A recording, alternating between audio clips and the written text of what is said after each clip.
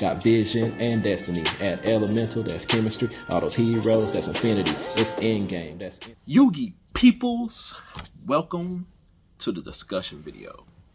Alright, so yeah, outside of trying to do divine neos summoning, which I finally got off. I did a couple times, and I did play in a couple of maybe like a couple other tournaments and stuff. But yeah, I decided not to upload those videos just because they were pre age of the overlords and stuff. But yeah.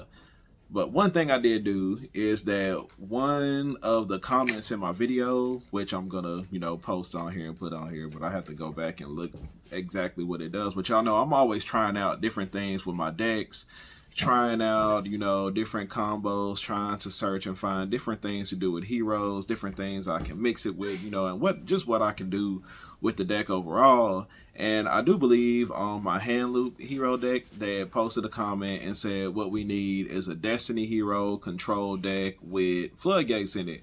So I decided to build a Destiny hero deck with Floodgates in it and take it to my locals. I took a page from, the book of Nathan Christmas. So shout out to him. I ran double Rivalry of Warlords and double Gozen inside of the main deck. And then, of course, all of the Floodgate Destiny hero monsters such as Plasma and, what's his name? Plasma and Dark Angel. And yeah, we put all those off in there. I ended up like the way I built the deck, is like, since it was a Destiny hero deck, I really wanted to make sure I got in like the more Destiny hero-ish cards. So we did play Dreadmaster. I think I played like two deniers, which was kind of outside of the norm. Y'all know I like sometimes in my deck I like to play 3 of them, but we had the double denier off in there. We had Dreadmaster, we had Disc Commander, and we had there was somebody else. Oh, I decided to run Dynatag again because I had Dystopia inside of my extra deck, which actually like came in handy quite a few times. It like when you bring out DPE and Dystopia and be able to boost them up with extra hero Dread Decimator and boost up their attack and stuff, along with the extra damage that's dealt by Dystopia, then yeah, it's like you have some pretty easy OTKs there. I tried to include as little elemental heroes as possible, but of course in order for Hero Lives to still be effective, you pretty much need to run 2 Stratos. So I had 2 Stratos, 1 Shadow Mist, and then 1 Liquid Soldier, just because I wanted to draw power. Like I was really trying to make sure that every game I was getting and drawing into my Fusion Destiny, because that was what I wanted to do. I wanted to use my Poly with my first 2 Destiny hero monsters to make DPE, and then get to that Fusion Destiny and use Fusion Destiny to bring out Destiny hero dominance. Alright, so while playing the deck and stuff and everything, I did actually like go undefeated in a tournament.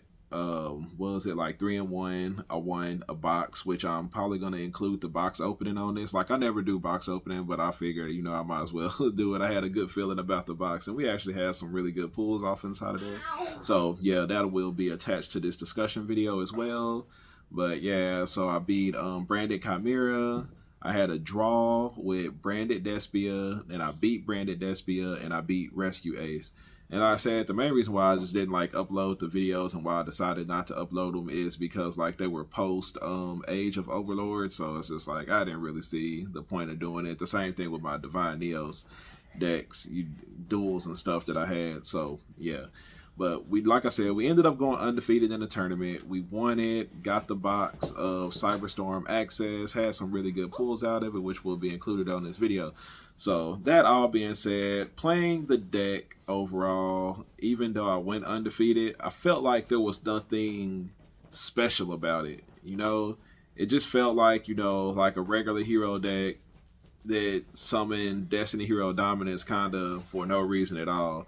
Like, I feel like maybe, I don't know, it just seemed like the same thing I was trying to always do. End on DPE and Dark Law and, Destiny hero dominance. And yeah, dominance, every time I use this effect, I always used it to alter the top 5 cards in my opponent's deck, which did kind of feel like come in handy. I think there was one time against the Branded Chimera deck when I brought out Dominance and his next draw was going to be Super Poly. So it felt really good to put that under.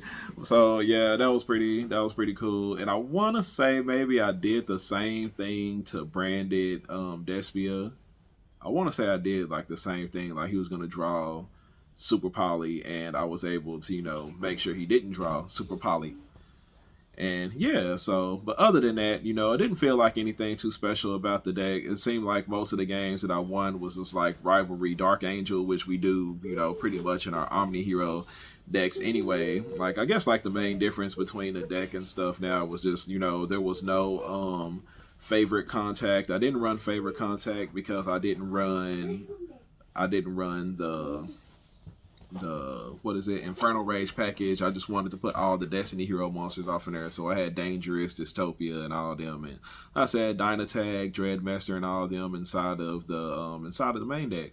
So, but you know, overall we did win with it. It was pretty easy to, you know, play with Gozen and Rivalry when pretty much all your monsters are dark, because you know all the Destiny Hero monsters are dark. It felt good to be able to have plenty of draw power. I think like the only thing is like I prefer, or just like as last format was going, you know, we were running board breakers instead of hand traps. So it's like the cards that I drew off of Disc Commander, because usually I was summoning it on my opponent's turn, whether it was, you know, popping my Destiny Hero Dominance and one of their cards, or, you know, it just dying at the end of the turn due to Fusion Destiny, and then, you know, you get to draw those two off of the Disc Commander. But they're like, since they were hand traps during the time when I used them, you know, after popping the Dominance and stuff myself, then like it just didn't really seem like it was doing anything. And yeah, I did get Super Poly that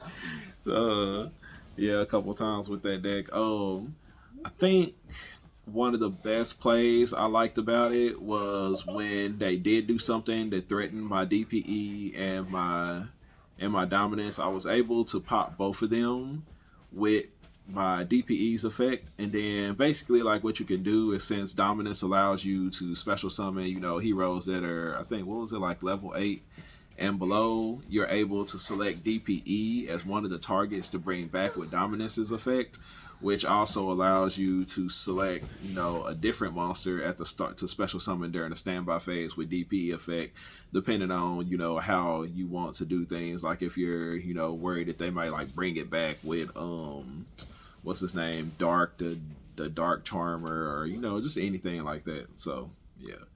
But overall, like I said, it was cool using the deck. It was a little bit different. I did like Destiny Draw. I did like having like all the extra draw power off in there, but it just felt like, you know, kind of like a regular hero deck, you know, type thing and stuff. So yeah, that's how that went. I did take a picture of the deck. I didn't shoot a deck profile. You know, honestly, I didn't really know if people would be interested in seeing the deck profile. Well, like I said, you know, I did it because a person commented on there and they wanted to do one.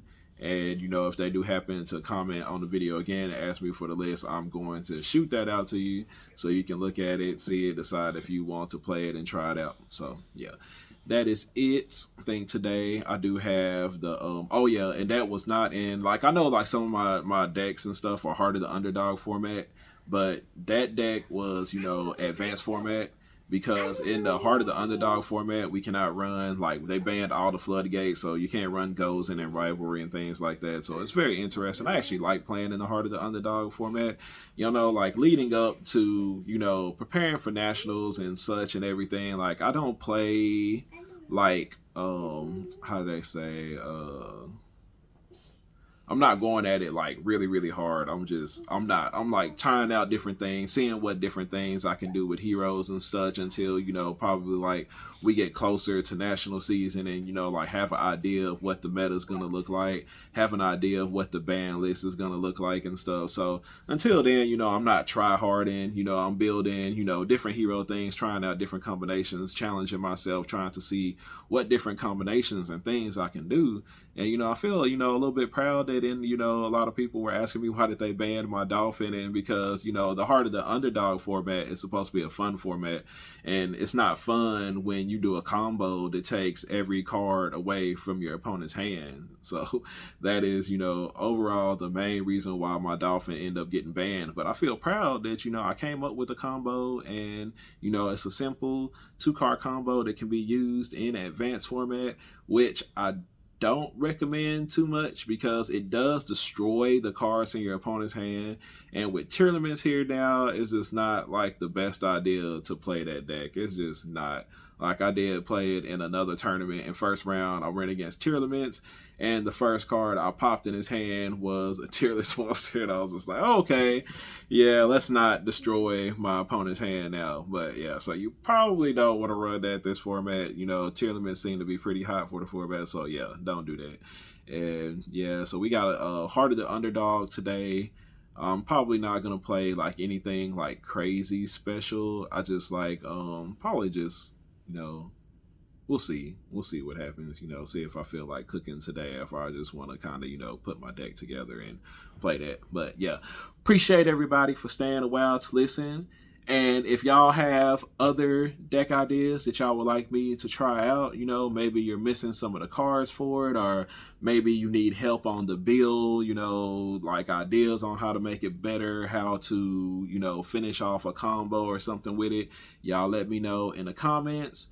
And, you know, if I feel like, you know, it's something that I can do, something that I can maybe make work, then I will build that deck and, you know, try it out and let you know how it goes. So yeah, appreciate everybody for staying a while to listen, and I will catch y'all on the next video.